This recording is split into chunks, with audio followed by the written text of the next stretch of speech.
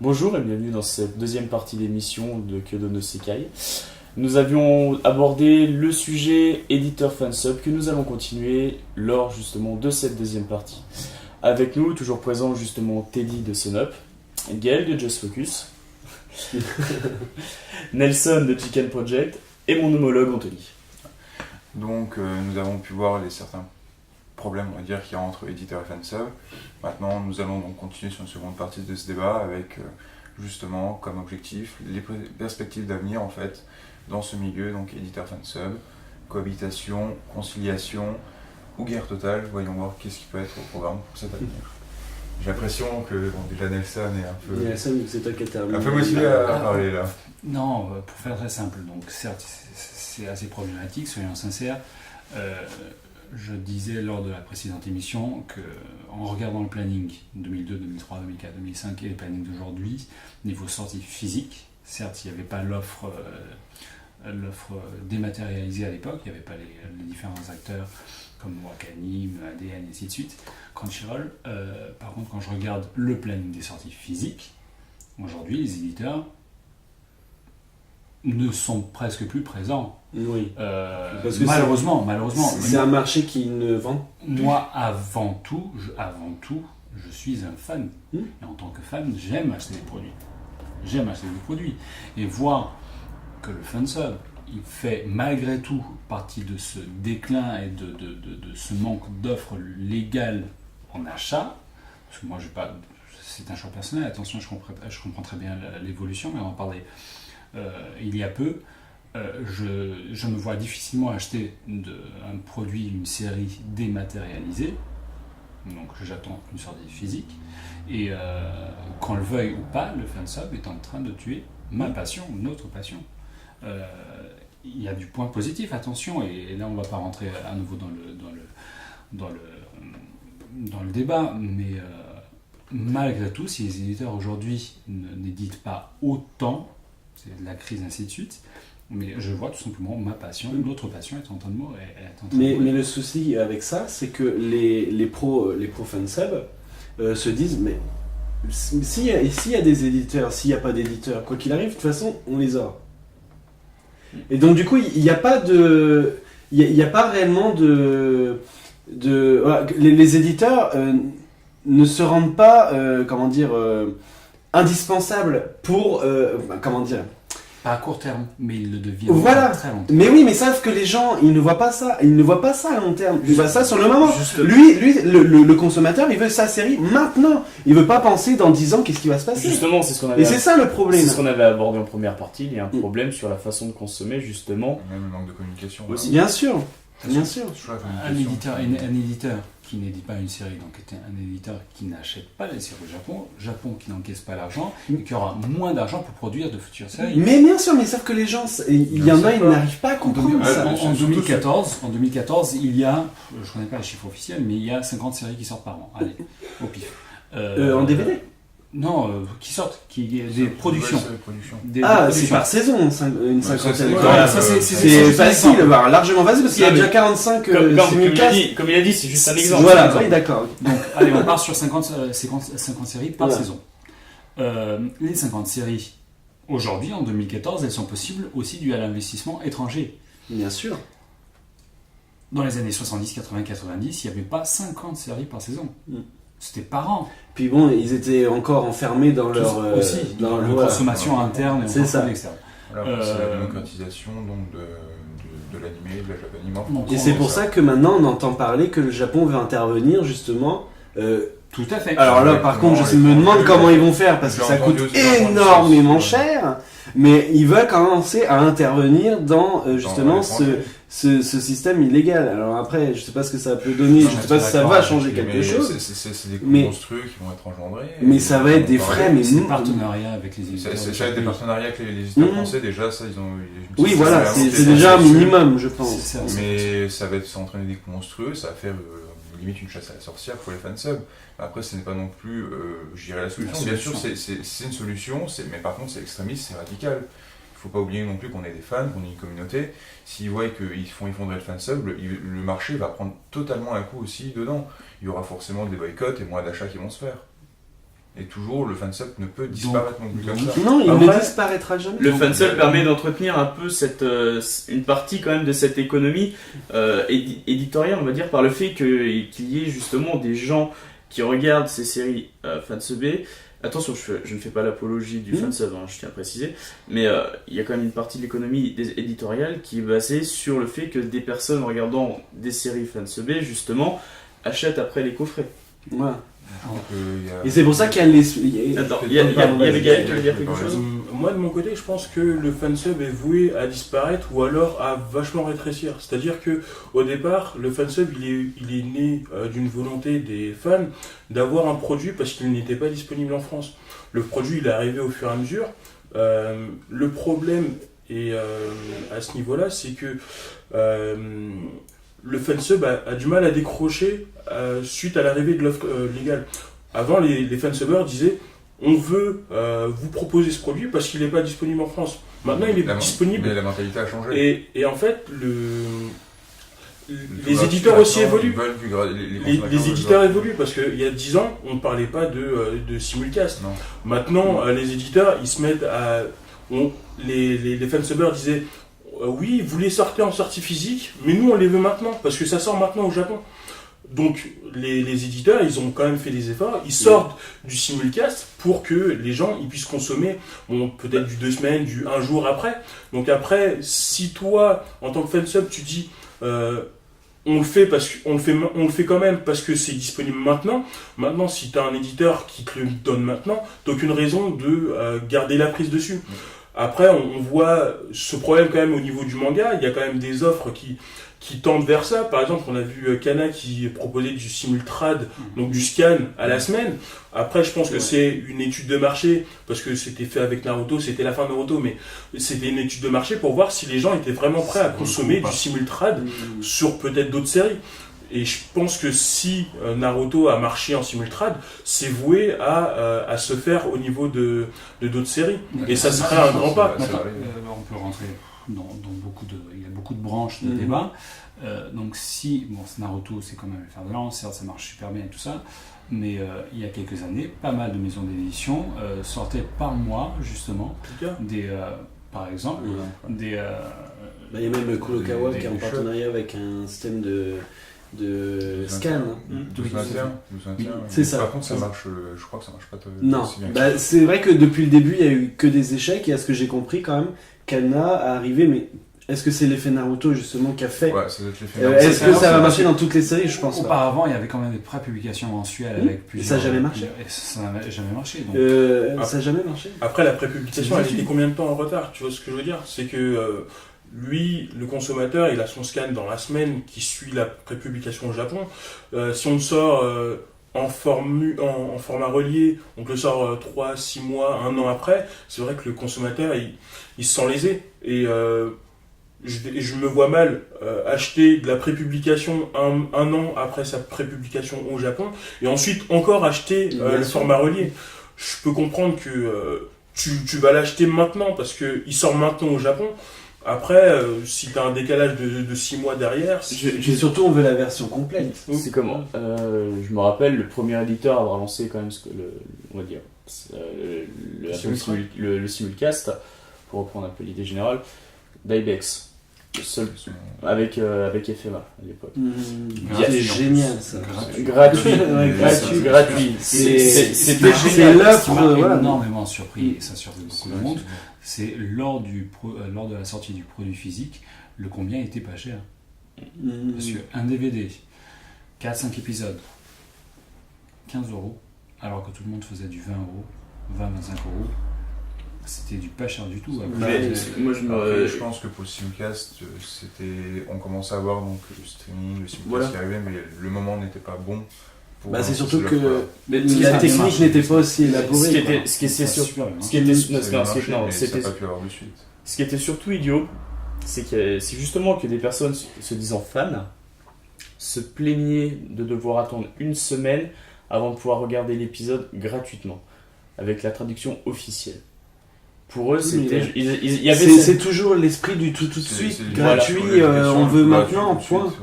C'est tout. Ça, c'est la Et, génération Internet, et malheureusement, là sur ce point-là, j'avoue que je ne suis pas trop d'accord sur ce que tu as dit, Gaël, en disant que le fansub va se réduire ou voire disparaître, parce que les gens sont toujours dans la surconsommation d'animés. Il y en a, ils regardent 50 séries d'animation dans la saison, voilà, c'est tout. Et on ne pourra jamais changer cette mentalité maintenant tout de suite. Voilà. En fait,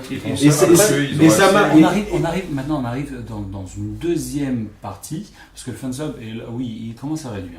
Il commence à réduire, certes, mais il n'est pas encore... Mais il y a un deuxième cas de figure qui se présente de plus en plus. Donc tu as des plateformes telles que Wakanim où tu peux acheter ton épisode. Donc il y a des personnes qui l'achètent en toute légalité. Mais qu'est-ce qu'ils vont faire? Ils vont le mettre sur des sites de partage. Bah oui. Donc là, ce n'est même plus du fansub. Donc c'est tout simplement du partage de fichiers de façon illégale. Certes, il l'a acheté, mais il est en train de faire bénéficier c'est l'esprit peer-to-peer, quoi. 4000 personnes d'un produit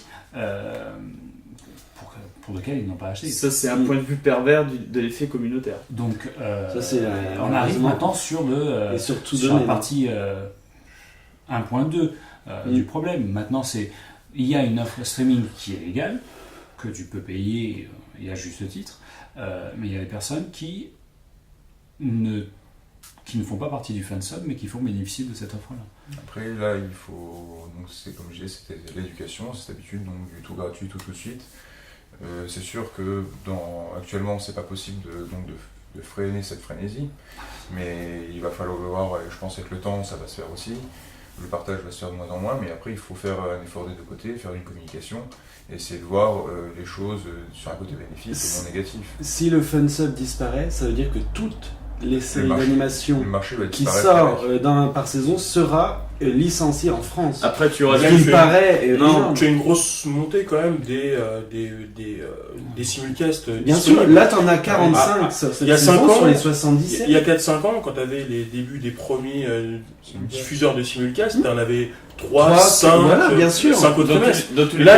Là, quand même, sur les 40 de cette saison, tu en as quand même une trentaine qui sont en simulcast. Bien sûr. Ah non, mais il y en a, là, sur cette saison, il y en a environ 70 au Japon qui sort. Et là, il y en a 45 en simulcast en France. Mais malheureusement, il faut se dire une chose, c'est qu'il y aura toujours du fansub de séries licenciées. Et ça, c'est dans tout domaine. Même pas, ils ont des problèmes aussi avec les speed sub dans les séries américaines. C'est dans les débats, mais dans tout le domaine audiovisuel, c'est le même souci. Il n'y a pas que dans le monde japonais, malheureusement. Je pense que le gros souci qui se fait là-dessus pour donc les deux parties, c'est que tout le monde voit sur un cas de généralité, mais c'est tous des humains différents, et ça fait que les caractères et les affinités, et même les discussions sont différentes. Une team de fansub qui réagit ou qui réagit de telle manière n'est pas forcément la même que celle à côté, et ainsi de suite, même pour les éditeurs, autant on peut avoir du bon ou du mauvais des deux côtés. Et c'est ce cas de généralité qui fait qu'on n'arrive pas non plus à avancer. Moi je vois donc avec Adrien ce qu'on essaie de faire avec Kyodo no Sekai. On essaie d'aller quand même à l'avant, de prendre du contact, que ce soit du côté fansub, éditeur ou Japanim en général, parce qu'on préfère avoir justement ce contact personnel et voir aussi ce qui est possible et plausible d'envisager à faire. C'est sûr que si on voit simplement fansub, éditeur et qu'on ne connaît pas les personnes, on ne peut pas avancer. Après, les éditeurs devraient faire aussi, et là c'est beaucoup de critiques que je peux voir sur rien que les réseaux sociaux, c'est au niveau de la traduction. Qui n'est, selon le choix de l'éditeur, de se rapprocher par exemple de la version manga papier en France, par exemple les noms qui ont été changés, on exploite justement ces noms qui ont été changés par l'éditeur de manga, etc. Et c'est peut-être pour ça aussi que les puristes, je parle, parce qu'il y en a qui s'en foutent, mais les vrais puristes, eux, veulent réellement, la bonne retranscription. Autant sur le nom prénom, je peux comprendre, mais il y a beaucoup de fans qui vont, et ça vous le savez tous, qui vont critiquer un éditeur d'avoir fait une mauvaise traduction en se basant sur un fansub. Qui s'est basé sur une version anglaise, qui n'a aucune connaissance. Voilà, mais ça aussi, encore une fois, quelle est la bonne version? Là, c'est 60% quand même en pourcentage, c'est quand même 60% des fans qui viennent se plaindre auprès de l'éditeur qui font une mauvaise traduction. Bien sûr. Ils n'ont aucune connaissance en japonais, ils vont se baser sur une version illégale pour critiquer le travail de l'éditeur. Qui embauche quand même des traducteurs, des adaptateurs. Et l'éditeur, il a des contraintes. Il a des contraintes. Il a des contraintes. Auprès des ayants droit japonais. Il a des contraintes de caractère par ligne, choses comme ça. Il va formater justement Voilà, au marché. Il est obligé. Il va adapter au marché. Sachant voilà, que l'éditeur va aussi devoir répondre aux contraintes japonaises. Parce que les Japonais fournissent des scripts avec les transcriptions des noms-prénoms et en Ryuku, dans Death Note par exemple, ou Light, beaucoup de personnes critiquaient la traduction française de l'éditeur, alors que l'éditeur était juste contractuellement signé sur contrat avec les Japonais qui disaient quel terme, quel nom, quel prénom il devait utiliser pour la version internationale. Et là, c'est vrai que les éditeurs, c'est un fait, les éditeurs communiquent très peu sur ces points négatifs, voilà, on reste donnant toujours encore dans le même plus domaine. de force à l'œuvre illégale et aux fans dans l'incohérence ou dans la non-connaissance pour pouvoir les critiquer, les attaquer. Pareil, on peut parler justement du DVD physique. Hein. Les Japonais donnent le matériel, donc la version audio et vidéo. L'éditeur, il doit s'adapter selon ce qu'on donne, point. S'il donne une version entre guillemets censurée ou alors en mauvaise qualité ou machin, l'éditeur il doit faire avec, point. Mais soit il après du pied, soit voilà, après il y a encore un combat à faire avec il faut nous donner une meilleure version, etc. Mais il y a certains éditeurs japonais maintenant moins, mais au départ c'était un petit peu mais vous avez ça, vous débrouillez, point. Mais aussi pour que eux ils puissent vendre leurs produits. Oui. Les Japonais vont de plus en plus, ils le font heureusement. Ouais. Mais dans un premier temps, ils vendaient des masters de moins bonne qualité pour qu'ils puissent se leurrer d'avoir le meilleur produit dans le marché. Après, ça c'est les marchés donc par pays. Mais sinon, pour finir, juste donc en quelques mots, si vous pouvez nous dire ce que vous voyez donc, en perspective d'avenir, autant bien ou mal donc sur le problème donc ou le sujet plutôt, on va dire pas problème, éditeur et fansub sur l'avenir. Nelson. Moi, malheureusement, c'est un combat sans fin. Tu penses que ça va perdurer donc comme ça? Je suis très triste et je suis très triste de voir que le marché va réduire de plus en plus. Mais je suis très triste en tant que fan, en tant que fan, parce que j'aime avoir mon DVD, j'aime avoir mes DVD, j'aime avoir mes Blu-ray et non, je suis très triste. Gaël. Moi, je suis content que les éditeurs commencent à s'adapter, essayent de s'adapter un maximum ou à essayer d'être réceptifs aux remarques justement des consommateurs. Après, je dirais qu'il y aura toujours une base de illégal parce que dans tous les domaines, tu auras toujours des pirates, des consommateurs. Après, il faut accompagner ces personnes, les personnes qui ne font pas partie de cette tranche, qui sont soit mal informés, soit qui peuvent changer, pour les accompagner sur les voies du légal. Ça passe par de la pédagogie, ça passe par des réflexions. Après, faut que les gens, faut aussi que les gens soient ouverts à recevoir ce type de discours. Bien sûr. Mais je crois que c'est le point fort des 4 groupes ici réunis autour de cette table, c'est qu'on essaie tous, à notre façon, de sensibiliser les personnes. Bien sûr. Et ça, c'est notre point. On reste autant consommateur de support que de fansub aussi. C'est comme, je vais faire un petit parallèle sur l'éducation d'un enfant. Si on ne lui explique pas pourquoi il a fait cette bêtise-là, il ne comprendra jamais. Et les éditeurs, eux, ils disent c'est illégal. Mais ils n'expliquent pas. Pourquoi? Donc les gens, on reste toujours dans le même débat, du dialogue de sourds, il n'y a aucune communication, il n'y a aucune personne qui... vous essayez avec la Kyodo d'essayer de dire bon voilà, on va prendre ce camp-là, on va essayer de les confronter et que ce soit constructif. C'est pas toujours facile, et c'est surtout que c'est pas toujours constructif, malheureusement, et ça restera toujours comme ça. C'est pour ça que je te dis, le fansub peut énormément réduire le jour où toutes les séries seront licenciées en France. Mais c'est impossible. Les coûts sont tellement énormes. Il faut voir les droits de diffusion, c'est un truc de fou. La fansub qui fera même des produits licenciés aussi. Bien sûr. Alors après, moi, j'aurais juste faire une petite parenthèse sur les fansubs où y a énormément de personnes qui vont, qui donnent l'argument, oui, mais ils font ça gratuitement, c'est pour les fans, c'est pour les fans. Quand on regarde leur site, et je dis pas qu'ils le font tous, encore une fois, je vais rester dans l'esprit, voilà. Non, mais je vais juste préciser quelque chose, c'est que quand on voit les sites officiels de ces fansubs, les plus fréquentés. Voilà, les plus fréquentés, nous pouvons voir sans cesse de la publicité, des appels aux dons. Pour moi, un appel aux dons, c'est un petit icône, et c'est les gens, s'ils veulent, voilà. Sauf que quand on voit dans chaque article qu'ils postent, vous pouvez poster parce que nous avons besoin de tant d'euros, machin, et il y a même des fois des pourcentages. Nous avons 50% du don mensuel de données. Donc il faut quand même se dépêcher parce que sinon on va pas. Après, voilà. Tout à fait. C'est donc ils disent faire ça gratuitement, mais ils font un appel aux dons. Après, comme tu as dit, ce n'est pas tout le monde non plus. Bien sûr. La publicité, par contre, je suis d'accord, ils balancent de la publicité, mais dans le légal aussi, il y a de la publicité. Oui, mais c'est pour financer aussi. C'est pas la même chose. Voilà, parce que les gens, ils font une offre illégale. Ils font une offre illégale. Bon, après, ils ont l'offre à côté.